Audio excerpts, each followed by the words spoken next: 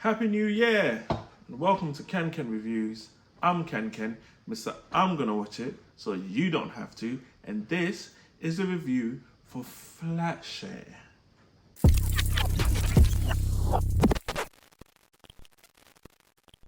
Tiffany, couple of house rules. Can we talk about the milk situation? Talk about it. And that value toilet tissue you buy? Basically sandpaper. Bog roll will not be organic. P.S. Please sleep on left side of bed. Does left mean as you look at it, or left mean as you lie in it? Left as you look at it. You on speaking terms? We're on post-it note terms. Why would you leave Justin for this? Justin broke up with me. All I can think about is how much I still love Justin and how much I hate his new girlfriend. That's not all you're thinking about. We communicate via post-it note. That is so romantic. It's just practical. Flatshare is a British comedy series based on Beth O'Leary's 2019 novel of the same name. A unique situation where, to save money, two strangers share a flat on a schedule where they never meet each other. They communicate via post-it note while they navigate their unusual agreement, their relationships, and their lives. This is the story of Leon and Tiffany. Listen, let me stop you there. Yes, these characters do have smartphones. They could have texted, they could have emailed, yes, they could have done it all. But then we'd be left with one 20-minute episode with zero humor and no emotional element. So don't be so critical, guys, said the movie critic. I really loved all the characters here. Anthony Welsh as Leon provides the calm, focused tenant, whilst Jessica Brown Finley as Tiffany is the erratic, heartbroken, and ambitious roommate. With a show that has its main characters so distant, these two complement each other really well. A standout for me was Shaka B. Grant as Richie. He has a small role, but he's effective, with a charismatic aura on screen. I really liked him. Bart Edwards, who most of you won't recognize from The Witcher, was also really good. Had the controlling, narcissistic ex-boyfriend role down to a T and was involved in most of the funny parts. The whole cast was brilliant, from child actors to elderly actors. Really enjoyed the performances here. Taking place in South London, Kennington, Sparta! This is Sparta!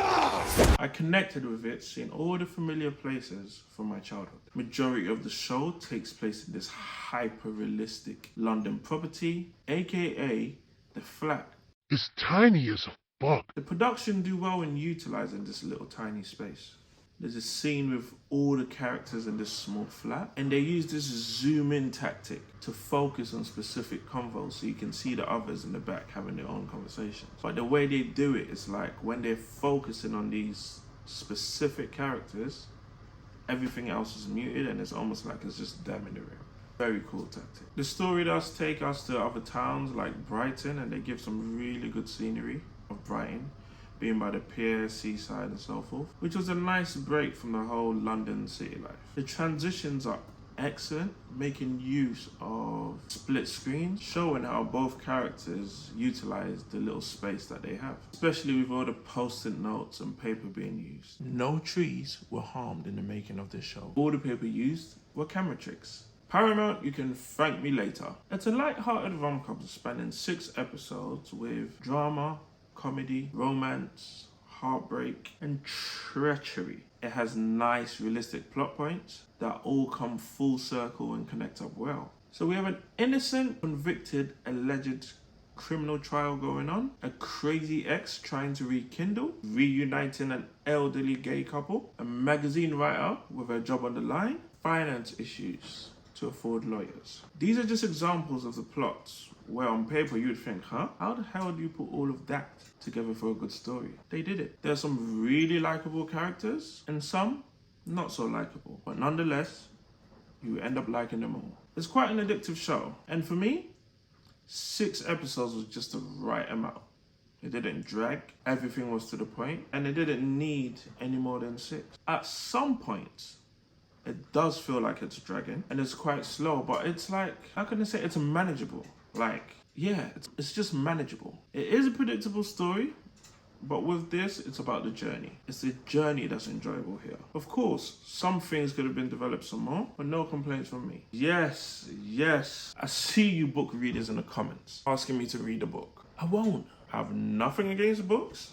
It just won't happen. So just tell me what I missed from the books. If there's something better in the books, just tell me in the comments. Because you always get the book was better and so on and so forth.